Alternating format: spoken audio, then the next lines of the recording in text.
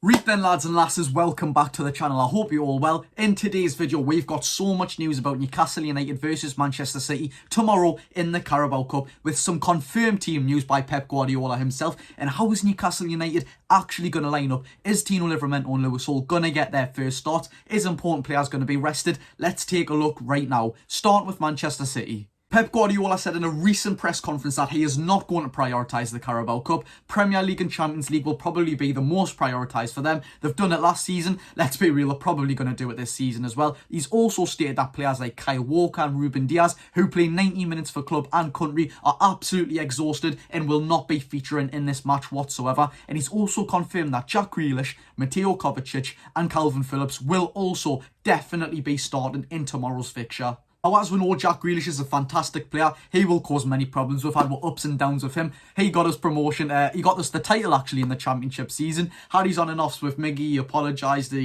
What a conundrum, man. But anyways, Mateo Kovacic, he ran the show. I know Phil Foden was the clear man of the match when we got beat 1-0 at the Etihad Stadium. But Mateo Kovacic, how on earth Chelsea let him go? What was it, 30 million? An absolute bargain.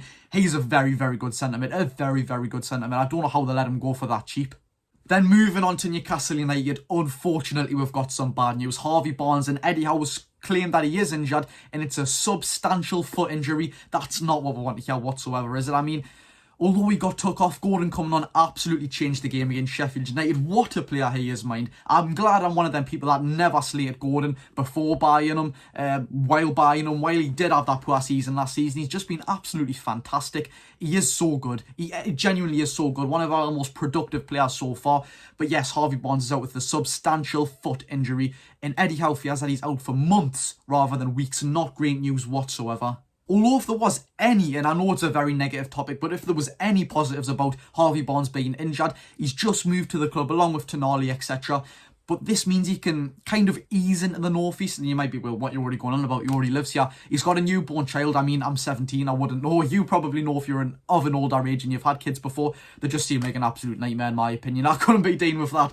But anyways, he's got a newborn child. You know, his head's all over the place. Take a couple of weeks, months, however long he's out with his wife and kids. Just settle in the northeast, go down the quayside, Whitley Bay, you know, settle yourself in the northeast properly. Him and his family, he'll probably do in the world of good.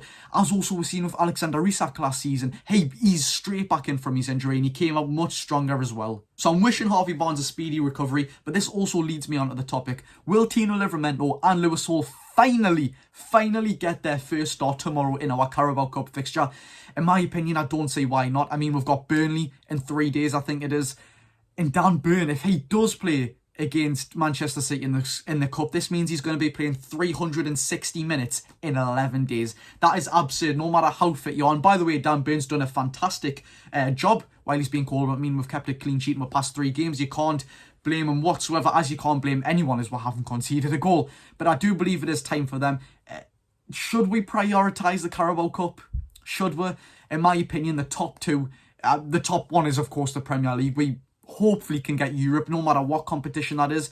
What we should be going for everything else. It doesn't matter what lineup we put out. Just put your absolute best into it, lads. We can only back you whatever we do. If we get knocked out of the Champions League or FA Cup, Carabao Cup, whatever. Just give it your all. And we respect that when Newcastle fans, that's all we ask. So just give it your best in every single competition. I don't think we should be striving for absolutely everything. Just give it 100%. Give everything 100%, and we are absolutely fine with that. But one thing that does question if they will start, last season our Carabao Cup run, apart from Tranmere away, which was a very different lineup to what we'd normally start with now, bloody hell, times have changed.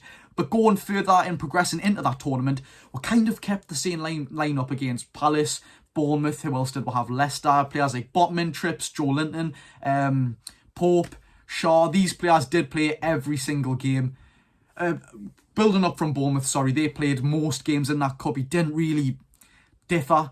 St. Maximin played a couple of games, but apart from that, he didn't want to touch up with the lineup. He just kept it the same as we would in the Premier League games. I know we had a lot less squad depth there, but maybe that is something to take into consideration as well. Maybe it is, maybe it isn't. Yet again, I would like him to rest some big name players and some important players to us, as we do have Burnley in 3 days time, and we'll also have Paris Saint-Germain in exactly 1 week from tomorrow. So some might ask, can we actually win the Carabao Cup? Look, you've only got to put it one way. If you knock out Manchester City, you've got every right to go and win it. I mean, they're by far the hardest team in the competition. There's no argument about it. They are by far the hardest in the competition.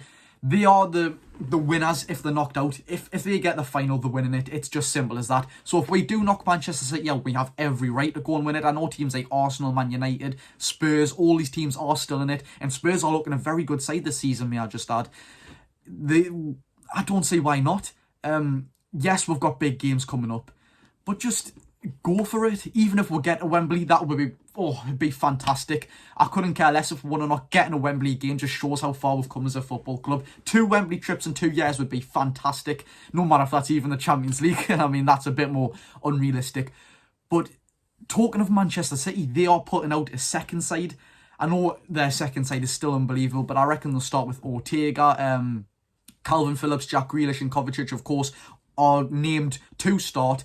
Maybe we could see people like Florian Wirtz, or Wirtz, however you want to say it, start. Akanji, maybe. They've got so good squad depth. They could line up with literally anyone in the squad. They'll still be a tough team, no matter what. We cannot write them off. But since we've took over, this is, of course, the hardest side of a Newcastle team they could ever play against. And that is right now. So, I don't know. I do believe if the crowd gets on our side, we can win that game. We can win that game for sure. And I bloody hope so. Thank you very much for watching. Let me know in the comments your score prediction for tomorrow's game. If you did enjoy this video, smash the like button and subscribe button. Daily content as always on here. Thank you very much and go and enjoy your day.